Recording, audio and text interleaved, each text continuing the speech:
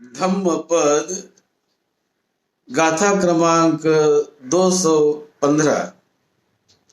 आज दिनांक 5 अक्टूबर 2020। ये धम्मपद की देशना, ये गाथा तथागत भगवान बुद्ध ने श्रावस्ती में रहते समय किसी आस्त्री गंध कुमार को उद्देश्य करके ये धम्मपद गाथा की देशना दी थी बुद्ध ने। काम तो जायति सुको, काम तो जायति भयं, काम तो विपमुत्तस्य नथि सुको कुतो भयं। तथागत भगवान बुद्ध श्रावस्ती के जेतवन विहार में बड़े भिक्षु संघ के साथ निवास करते थे, वहां विहार करते थे। उसी समय श्रावस्ती नगरी में ऐसी घटना हुई कि ब्रह्मलोक से एक प्राणी या एक व्यक्ति वहां से मरकर, वहां से च्युत होकर मरकर वो श्रावस्ती के एक ऐश्वर्यशाली परिवार में उसका जन्म हुआ। और जन्म से ही वो स्त्रियों के पास नहीं जाता था, वो रोता था, नहीं जाता। उनकी माँ उसको बड़ी मुश्किल से दूध पिलाती, वस्त्रों से ढक लेकर, वस्त्रों से ढकती थी, कपड़े से ढकती थी उसको और दूध पिलाती। यानी बचपन से ही वो स्त्री के पास नहीं जाता, स्त्रियों से उसके मन में कोई स्नेह नहीं था। और उसका जन्म भी हुआ, वो ब्रह्मलोक से श्रावस्ती में उनका जन्म हो गया। बुद्ध भी पहले, बुद्ध बनने के पहले वो समझते थे कि ब्रह्मलोक में अमरत्व है, कोई मृत्यु नहीं होती, ऐसी मान्यता थी। लेकिन इस घटना से ऐसे प्रतीत होता है, जब बुद्ध बने तो बुद्ध ने वो देखा, क्योंकि बुद्ध जानते हैं कौन कहां से जन्मा है, मृत्यु के बाद कौन कहां जाता है। तो इस घटना से ऐसा है कि ब्रह्मलोक से वो च्युत होकर, वहां से मृत्यु होकर श्रावस्ती के एक ऐश्वर्यशाली परिवार में उनका जन्म हुआ। और जन्म होने के बाद अब वो धीरे धीरे बढ़ता गया, उम्र बढ़ती गई। जब वो तरुण हो गया तो युवा होने के बाद उनके माता पिता ने उनके लिए लड़की ढूंढने का प्रयास किया। उन्हें कहा कि भाई तेरी शादी करनी है, हमें लड़की ढूंढना है। तो वो कहने लगा, नहीं, मुझे स्त्री से कोई प्रयोजन नहीं, मुझे शादी नहीं करनी है। ऐसा वो अपने माँ बाप को बोलने लगा। उसने निषेध किया शादी का। लेकिन माँ बाप समझाने लगे, नहीं बेटे, हमारे परिवार को चलाना है, वंश को चलाना है, शादी तो करनी चाहिए तुझे। लेकिन वो नहीं मानता। तो माता पिता ने क्या किया, 500 सुनार को बुलाकर बड़ी सुंदर ऐसी सोने की मूर्ति, स्त्री की बड़ी सुंदर सोने की मूर्ति सुनार ने बनवाई। और वो मूर्ति उनको दिखाई। 500 सुनार ने मिलकर कई दिन लगे, कई महीने लगे उनको बनाने में। बनाई, जब उसको दिखाई तो उसको दिखने के बाद मूर्ति जब उसको दिखी, जब मूर्ति देखा तो बड़ा प्रसन्न हो गया। अरे इतनी सुंदर स्त्री यदि मुझे मिल जाए तो मैं जरूर शादी करूंगा। तो उसने शादी के लिए हाँ कर दिया। ऐसी सुंदर यदि कोई स्त्री मुझे मिलती है तो जरूर शादी करूंगा। तो माता पिता बड़े धनी थे, उन्होंने ऐसी लड़की होगी ही कोई ना कोई, जब हमारा बेटा इतना पुण्यवान है, इतना सुंदर है, तो ऐसी लड़की भी पुण्यवान लड़की होगी भी, कहीं ना कहीं मिल ही जाएगी। ऐसा करके उन्होंने कुछ ब्राह्मणों को, 7-8 ब्राह्मणों को आदेश दिया कि भाई ये मूर्ति लेकर जाओ और जाकर ऐसी लड़की जहां मिलेगी उसे खोजो, हम अपने बेटे से उनका विवाह करेंगे, किसी शर्त पर विवाह करेंगे। तो ये जो ब्राह्मण उनके आदेश का पालन करके ये मूर्ति लेकर वो शहर शहर घूमने लगे। और फिर एक दिन वो मद्र राष्ट्र के सागल नगर में पहुंचे। तो ये सागल नगर मद्र राष्ट्र का बड़ा प्रसिद्ध नगर था। तो वहां उन्होंने पदार्पण किया, वहां गए वो, और वहां पर सागल नगर में एक बड़ी रूपवती 16 वर्ष की उम्र वाली एक कन्या थी।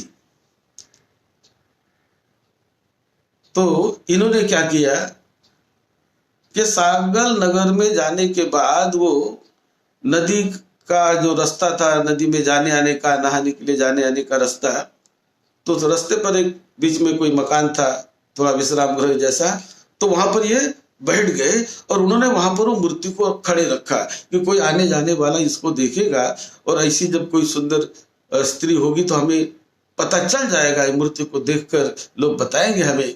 ऐसा सोचकर उन्होंने मूर्ति को वहां पर रख दिया। अब उस नगर में, सागल नगर में, एक बड़ी सुंदर कन्या 16 वर्ष की उम्र वाली, एक बड़े धनी परिवार में उसका भी जन्म हुआ।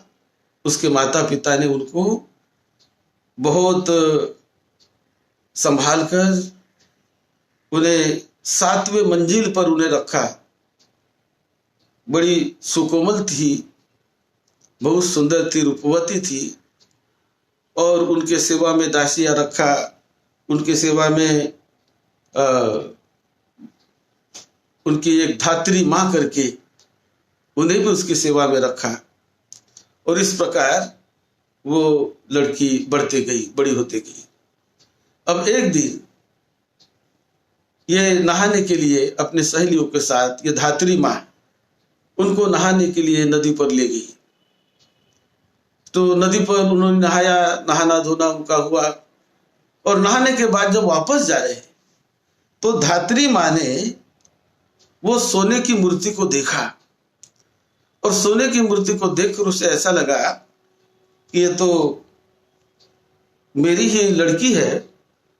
ऐसा करके वो उसके मूर्ति के नजदीक गई और दौड़ के जाकर कहने लगी, अरे दुष्ट, अरे बड़ी दुष्ट है तू, अभी मैंने तुझे नहलाया और अभी नहाने के बाद तू यहाँ आकर खड़ी रह गई, कैसे है यहाँ पर है तू।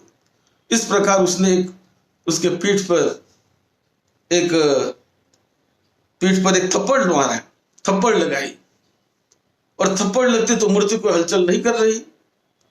उसके बाद उसने मुंह नाक सिकुड़ कर बोलने लगा, अरे ये तो मूर्ति है, मेरी लड़की तो कई गुना इससे अच्छी है, ये तो क्या मूर्ति, ये तो मूर्ति है, ये तो निश्चल है। ऐसा उसके समझ में आ गया।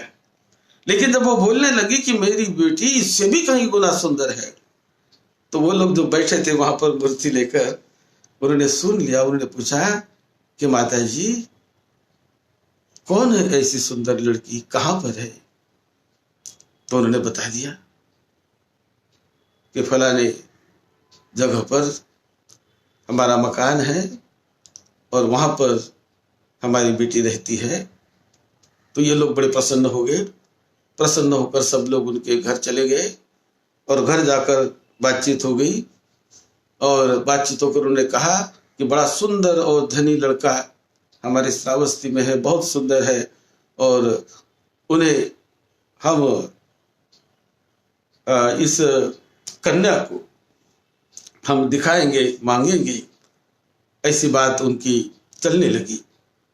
और कन्या तो इतनी सुंदर थी, बहुत रूपवान, बड़ी सुंदर। ये तो मूर्ति तो सुवर्ण मूर्ति कुछ भी नहीं उसके सामने, इतनी सुंदर वो कन्या थी। तो बातचीत हो गई उनकी। और बातचीत होने के बाद अब उन्होंने संदेश भेज दिया श्रावस्ती में पहले कि हम आ रहे हैं, लड़की को लेकर आ रहे हैं। और फिर बड़े कुछ लोग मिलकर उन्होंने लड़की को एक यान में बिठाकर श्रावस्ती के लिए, उनको दिखाने के लिए, मिलाने के लिए वो लोग निकल पड़े। और जब श्रावस्ती के लिए वो चलने लगे, यान में किसी बैठकर, यानी कोई बैलगाड़ी हो या कोई घोड़ा गाड़ी वगैरह, ऐसा कोई घोड़ा गाड़ी वगैरह ऐसी यान में बैठकर, रथ में बैठकर वो चलने लगे। तो जब वो चलते समय ये जो कन्या जो थी बड़ी सुंदर, ये बड़ी सुकोमल भी थी, बहुत लाड़ प्यार में पली हुई, स्नेह में पली हुई। तो वहां जब वो जाने लगे उसको लेकर, तो रास्ते में बहुत झटके लगने के कारण वो ये प्रवास, कभी उसने लंबा प्रवास किया नहीं, तो प्रवास को सह न सकी।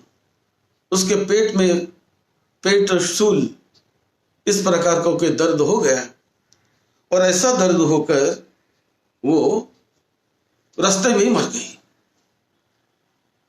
अब उसकी मृत्यु होने के बाद इन्होंने माता पिता को संदेश भेज दिया कि लड़की तो मर गई। अब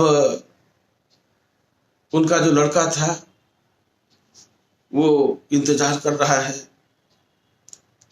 कि ये आएगी और मैं ब्याह करूंगा, शादी करूंगा।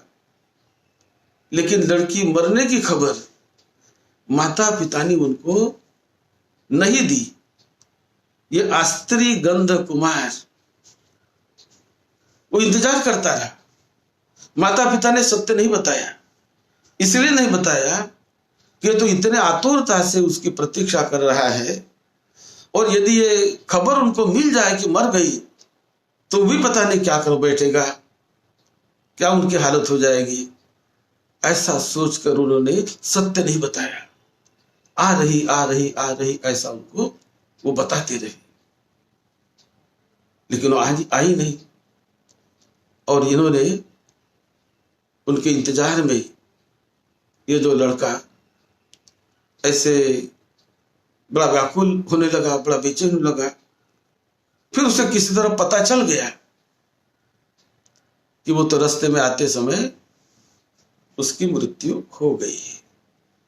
यह जब उसे पता चला तो उस लड़के ने खाना पीना बंद कर दिया,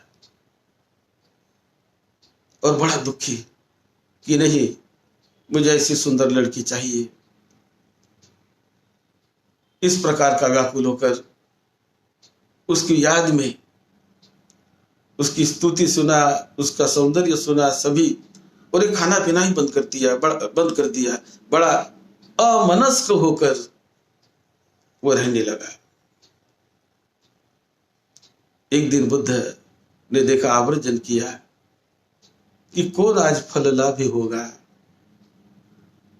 ऐसा जब बुद्ध को पता चला कि आज वो व्यक्ति तथागत बुद्ध को दिखने लगे, उनके बुद्ध नेत्र से, और बुद्ध ने वहां जाना मन में ठान लिया। और फिर उनके घर तथागत बुद्ध जाते हैं उनको मिलने के लिए।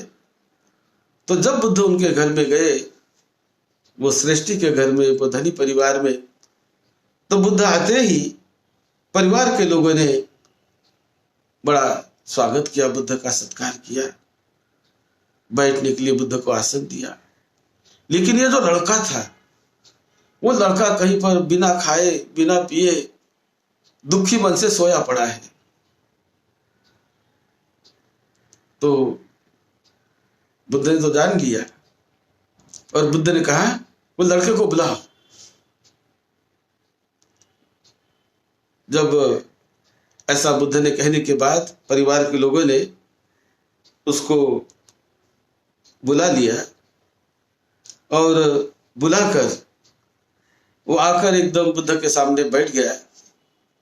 तो बुद्ध कहने लगे कि मैं जानता हूं तुम्हारे दर्द को, दुख कैसे निर्माण होता है, तुम कैसे बेचैन अशांत हो, ये मैं जानता हूं। और तुम भी जानते हो कि शोक, बेचैनी किस कारण से निर्माण हो रही तुम्हें, तुम भी जानते हो, मैं भी जानता हूं। इस प्रकार बुद्ध ने उसके मन की बात कही और मन की बात कह के बुद्ध ने उन्हें समझाने का प्रयास किया कि ये जो शोक है, ये जो दुख है, ये दुख किसी वस्तु के प्रति अति स्नेह करने के कारण, अति अनुराग जगाने के कारण ऐसा शोक निर्माण होता है। बहुत कामना करने के कारण कि ये मुझे मिल जाए, मिल जाए, मुझे मिलनी ही चाहिए, मिलनी ही चाहिए। ऐसी जो कामना हम करने लगते हैं, ऐसी जो आशा हम बनाए रखते हैं, मिलनी ही चाहिए, ये वस्तु मिलनी ही चाहिए। और जब नहीं मिलती वो वस्तु किसी कारण से, तो शोक निर्माण होता है, भय निर्माण होता है, दुख निर्माण होता है। यदि मिल गई तो आनंद होता है, सुख होता है, अच्छा लगता है। लेकिन नहीं मिली, मन की कामना नहीं पूरी हुई, तो मन की कामना पूरी न होने के कारण, कोई भी मन की कामना हो, कोई भी मन की इच्छा हो, जितना उसके साथ हम लगाव करेंगे, चिपकाव करेंगे, जितना उसको पकड़ के रहेंगे, जितना उसके साथ हम अनुराग करेंगे, उतना वो हमें बेचैन करती है, उतना व्याकुल करती है, उतना हमें सुख दिलाती है। ये जब इस कुमार को तथागत बुद्ध ने समझाया और बुद्ध ने जब देशना दी, उस समय ये गाथा कही, काम तो जायति शोको, काम तो जायति भयं, काम तो विपमुत्तस्य नत्थि शोको कुतो भयं। जो काम ना करते हैं, काम के पीछे बड़े दृढ़ता से, बहुत आसक्त होकर लगे रहते हैं, और वो यदि कामना पूरी नहीं हुई तो उससे शोक निर्माण होता है, दुख निर्माण होता है, बेचैनी निर्माण होती है, उससे भय निर्माण होता है। लेकिन जो व्यक्ति इस कामना से मुक्त है, प्रिय प्रिय से मुक्त है, उन्हें शोक भी नहीं होता है और भय भी नहीं होता है, दुख भी नहीं होता है, क्योंकि वो विमुक्त है। तो विमुक्ति ये सुख देने वाली होती है। बहुत कामना के पीछे लगे रहना ये सुख निर्माण करता है। ये बात जब उसे समझाई, और ब्रह्मलोक से आया हुआ व्यक्ति था, तो वो तो झट से समझ गया, क्योंकि लंबा काल उन्होंने ब्रह्मलोक में बिताया था।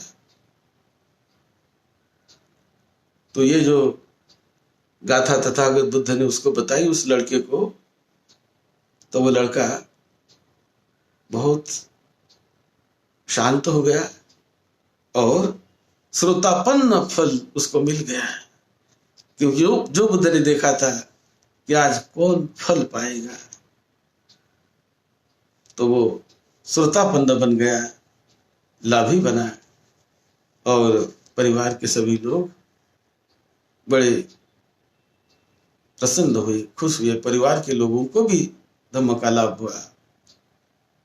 इस प्रकार ये धम्मपद की गाथा ऐसे घटना से जुड़ी हुई है। आप सभी को निरोगत्व मिले, सबको लंबी उम्र मिले, सबको सुख शांति मिले, यही मंगल मैत्री के साथ सद्धम्म की सेवा में, आपकी सेवा में डॉक्टर भदंत राहुल बोधी महाथिरो। एक और भी हम सूचना देना चाहते हैं। 7 तारीख को बुधवार हम एक विशेष तथागत भगवान बुद्ध के जीवनी के बारे में विशेष हम बताएंगे, जो त्रिपिटक में रिसर्च करने के बाद हमें पता चला, तो उसे आप जरूर सुनिए, उसका लाभ लीजिए, जिसका बहुत बड़ा असर मुझ पर भी हुआ। और हम चाहते हैं कि जो त्रिपिटक में जो वो मैंने पढ़ते ही, जब मैंने पढ़ा था तो बहुत उस पर मैं विचार करने लगा, बड़ा प्रभावित हुआ। आपको भी मैं वो शेयर करना चाहता हूं। तो बुधवार दिनांक 7 अक्टूबर शाम को 7:30 बजे जो हम दम्बदेशना 7:30 बजे देंगे उस दिन, तो उसकी पोस्ट भी हमने डाली है समय, तो उसका आप लाभ लेवे, यूट्यूब पर भी लाभ लेवे। यही मंगल कामना के साथ आपका मंगल हो, आप सबको सुख शांति मिले, सबको सुख शांति।